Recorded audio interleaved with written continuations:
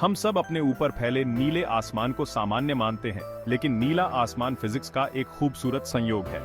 यह रेली स्कैटरिंग नाम के एक फिनोमेनन का नतीजा है। सूरज से आने वाला प्रकाश भले ही सफेद दिखता है, लेकिन असल में यह सभी रंगों का मिश्रण होता है। जैसे ही सूरज की रोशनी हमारे वायुमंडल में प्रवेश करती है, यह हवा के छोटे छोटे कणों से टकराती है, खास तौर पर नाइट्रोजन और ऑक्सीजन से।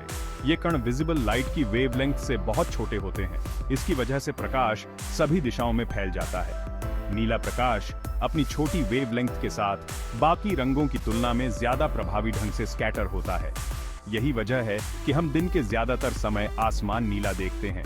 हालांकि सूर्यास्त के समय सूरज की रोशनी एटमॉस्फेयर के ज्यादा हिस्से से होकर गुजरती है।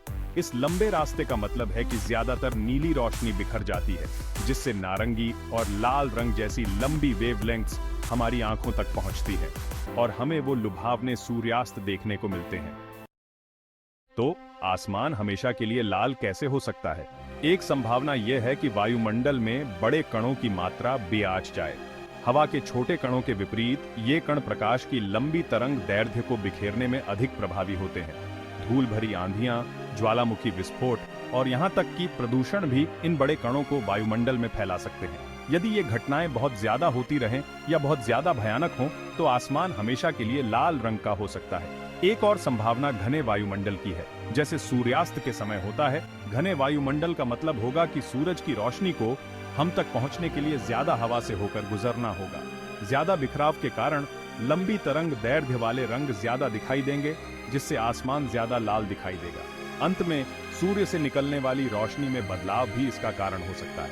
अगर सूरज ज्यादा लाल रोशनी छोड़े, तो हमारे वर्तमान वायुमंडलीय संरचना के साथ भी यह स्वाभाविक रूप से आसमान के रंग को लाल रंग की ओर बदल देगा। कल्पना कीजिए कि आप हर दिन एक लाल रंग के आकाश में जागते हैं, एक ऐसा सूर्यास्त जो आसमान में हमेशा के लिए छाया रहे।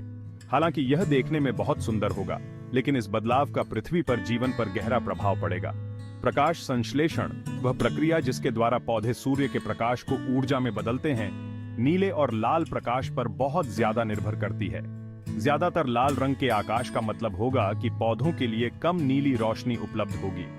इससे प्रकाश संश्लेषण की क्षमता कम हो सकती है, जिससे पौधों की वृद्धि प्रभावित होगी और संभवतः पूरे पारिस्थितिक तंत्र में बाधा उत्पन्न होगी। इंसानों सहित जानवर विभिन्न जैविक प्रक्रियाओं के लिए दिन और रात के नियमित चक्रों पर निर्भर करते हैं। लगातार लाल रंग का आकाश हमारी सर्केडियन रिदम्स को बाधित कर सकता है, जिससे नींद के पैटर्न, हार्मोन उत्पादन और संपूर्ण स्वास्थ्य प्रभावित हो सकता है। इसके अलावा लाल रोशनी, जिसे इसकी लंबी तरंग दैर्घ्य के लिए जाना जाता है, नीली रोशनी की तुलना में कम ऊर्जा वहन करती है। पृथ्वी की सतह तक पहुंचने वाली ऊर्जा में इस कमी से शीतलन प्रभाव हो सकता है। संभवतः वैश्विक तापमान और मौसम के पैटर्न प्रभावित हो सकते हैं। जब ज्वालामुखी आसमान को ढक लेते हैं, एक लाल रंग उभरता है। पृथ्वी के पूरे इतिहास में ऐसे समय रहे हैं जब ज्वालामुखी गतिविधि ने वायुमंडल में धूल और एरोसोल की मात्रा में नाटकीय रूप से वृद्धि की है। 1813 में क्राकाटोआ के विस्फोट जैसी ये घटनाएं इस बात की एक झलक पेश करती हैं कि लाल आकाश कैसे बन सकता है। क्राकाटोआ के विस्फोट ने भारी मात्रा में ज्वालामुखी राख और सल्फर डाइऑक्साइड को वायुमंडल में फैला दिया। इन कणों ने सूर्य के प्रकाश को बिखेर दिया, जिससे चमकीले लाल सूर्यास्त बने, जो विस्फोट के बाद महीनों तक दुनिया भर में देखे गए। हालांकि अस्थायी रूप से ऐसी घटनाएं आकाश के रंग पर वायुमंडलीय संरचना के प्रभाव को उजागर करती हैं। तीव्र ज्वालामुखी गतिविधि की एक निरंतर अवधि संभावित रूप से लंबे समय तक लाल आकाश बनाए रख सकती है, जिसके जलवायु और जीवन के लिए परिणाम होंगे। लाल सूरज के नीचे जीवन एक नई वास्तविकता को अपनाना।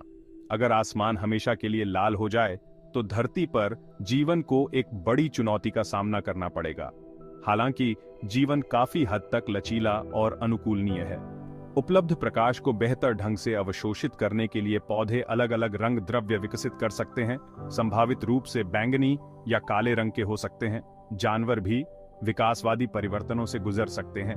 उनकी दृष्टि लाल रोशनी के प्रति अधिक संवेदनशील बनने के लिए अनुकूल हो सकती है और उनके व्यवहार पैटर्न बदले हुए दिन रात के संकेतों के जवाब में बदल सकते हैं। इंसान अपनी कुशाग्रता की क्षमता के साथ अनुकूलन के तरीके भी खोज लेंगे। हम कृत्रिम प्रकाश स्रोत विकसित कर सकते हैं जो सूर्य के प्रकाश के स्पेक्ट्रम की नकल करते हैं, जिससे पौधों का विकास और मानव स्वास्थ्य सुनिश्चित होता है। हम आकाश को उसके परिचित नीले रंग में पुनर्स्थापित करने के लिए वायुमंडलीय संरचना को फिल्टर करने या बदलने के तरीके भी खोज सकते हैं। लाल आकाश की सोच, संस्कृति से मनोविज्ञान तक। लाल रंग का सांस्कृतिक और मनोवैज्ञानिक रूप से बहुत महत्व है। इसे अक्सर जुनून, खतरे और चेतावनी से जोड़ा जाता है। एक स्थायी रूप से लाल आकाश निस्संदेह मानव संस्कृति और मनोविज्ञान को प्रभावित करेगा। इस खगोलीय परिवर्तन की व्याख्या करने के लिए मिथक और किंवदंतियां पैदा होंगी। लाल आकाश के आध्यात्मिक महत्व के साथ धार्मिक विश्वासों को नया रूप दिया जा सकता है। कला, साहित्य और संगीत दुनिया के बदले हुए सौंदर्य को दर्शाएंगे। मनोवैज्ञानिक स्तर पर लाल आकाश की निरंतर उपस्थिति बेचैनी, चिंता या यहां तक कि आक्रामकता की भावनाओं को जन्म दे सकती है। बदली हुई प्रकाश की स्थिति मनोदशा और व्यवहार को प्रभावित कर सकती है, संभावित रूप से मानवीय संपर्क और सामाजिक गतिशीलता को प्रभावित कर सकती है। हमेशा के लिए लाल आकाश की अवधारणा, हालांकि यह काफी हद तक दूर की कौड़ी लगती है, हमें वैज्ञानिक अन्वेषण के एक आकर्षक रास्ते पर ले जाती है। यह हमें अपने वायुमंडल के नाजुक संतुलन पर विचार करने के लिए मजबूर करता है, प्रकाश और रंग की पेचीदगियों पर और जीवन की अनुकूलनशीलता पर। जबकि हम परिचित नीले आकाश को देखकर अचंभित होते हैं, यह विचार प्रयोग हमें याद दिलाता है कि ब्रह्मांड आश्चर्यों से भरा है। यह खगोलीय घटनाओं और सांसारिक जीवन की परस्पर वर्बंडनहाइट को रेखांकित करता है, और यह हमारी दुनिया की जटिलताओं को नेविगेट करने में वैज्ञानिक समझ के महत्व पर प्रकाश डालता है। चाहे आसमान नीला हो या लाल, ज्ञान की खोज और ब्रह्मांड की खोज हमेशा हमारा मार्गदर्शक सितारा रहेगा।